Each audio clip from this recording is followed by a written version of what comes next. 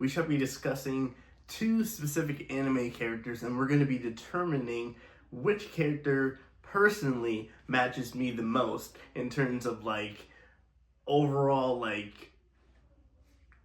being a couple. Basically, I'm basically pulling an anime character out of their world and bringing them into the real world, and these are the two characters that are most similar to me that I would feel like would be a perfect thing if I were to pull them into the real world. Obviously, this is a hypothetical sense, so don't even take this video seriously, guys. This is just hypothetically. So hypothetically, let's say in a perfect world, I were to bring two anime characters from two specific animes to the real world, and I had to choose between one or the other. The two characters that we're going to be talking about today is going to be Miku, knocking over into quintessential quintuplets, and we're going to be talking about Juvia Loxer from Fairy Tail. Now, I want to do a quick thing on Miku for a quick second. Obviously, when the quintessential quintuplets came around, Miku was about, 17, 18 years old?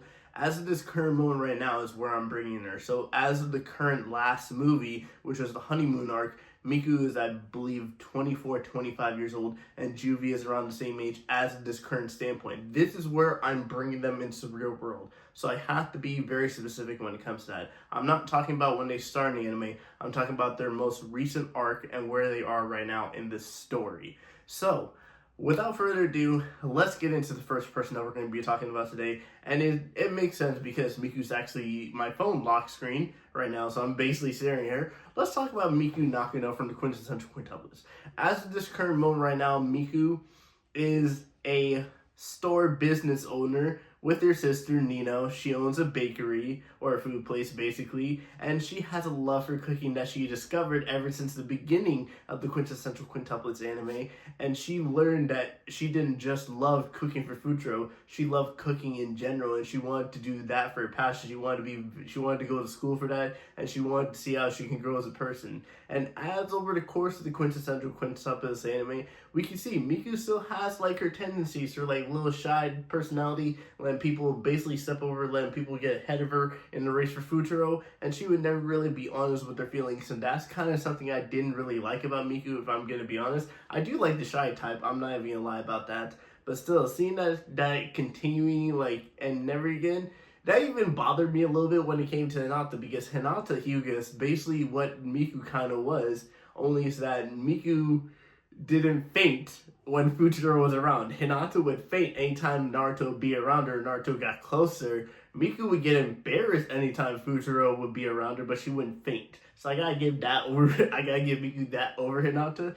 But still, Miku is a very loyal person. She's very hardworking. She's actually very smart, and people don't really need to remember that. I plan on doing a video talking specifically about Miku and why she's the best quintuplet. But let's say this. Miku is the middle sister, right? The forgotten sister. And she is she can impersonate her sisters better than the actual actress of the show that was making the money for them to stay at the apartment. She can do that better than Ichika, the actress in the group. She's smarter than Itsuki, who is supposed to be the smartest person of the quintessential quintuplets in the anime. Let's not forget, when it came to the early test scores for the quintessential quintuplets, Miku was one of the highest, she was the highest quint in terms of it. And it was all due to her history, due to her having a thing with, I believe it was Sengoku period warlord.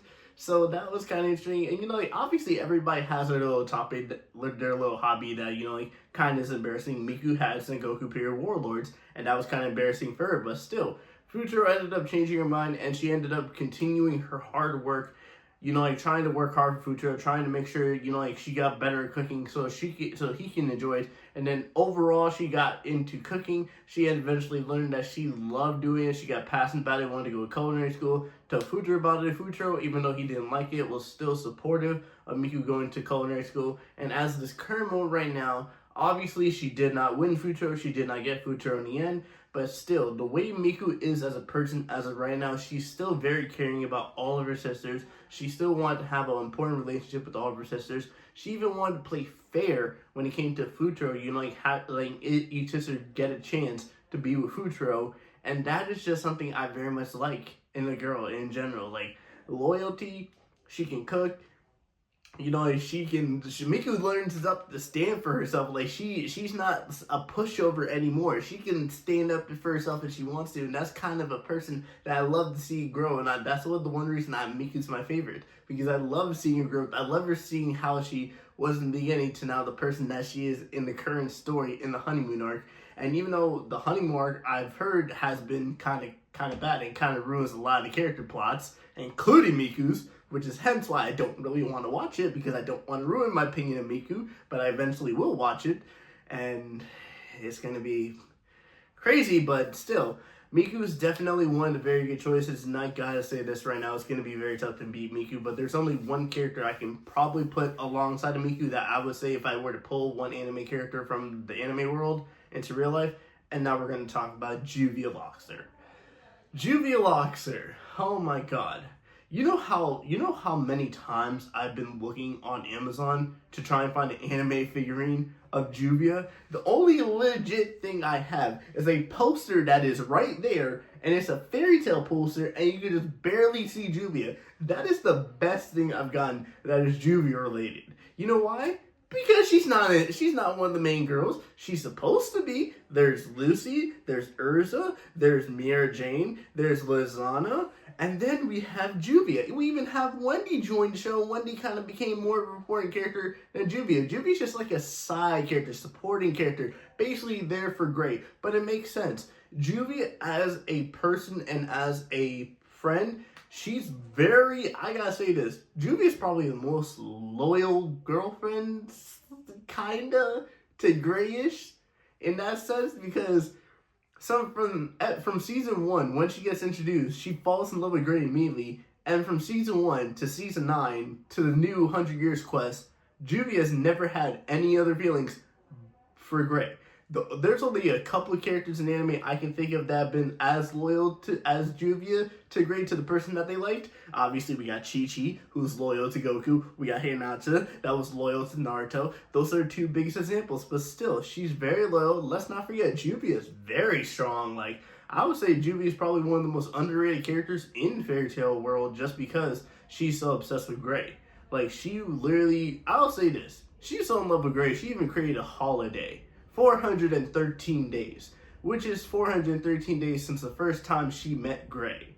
And she ended up knitting him a scarf that he eventually ended up wearing. She obviously made an important decision in the Fairy Tail world when she decided to kill Grey's father. Grey came to her, started crying, looked like he was going to be upset with her, and then started crying. It was like, thank you for doing this, which kind of took pain off of him. And it's just so nice to see. And then in the 100 Years quest, when Juvia finally heard Grey say, like, she's my will to live, Juvia loved that so much. And I gotta say this, after all the hard work that Juvia's done to show her love for Grey, to show how loyal she is to Grey, to show how much she can improve as a person to Grey, is starting to finally be reciprocated by Grey, and I'm just absolutely enjoying seeing that.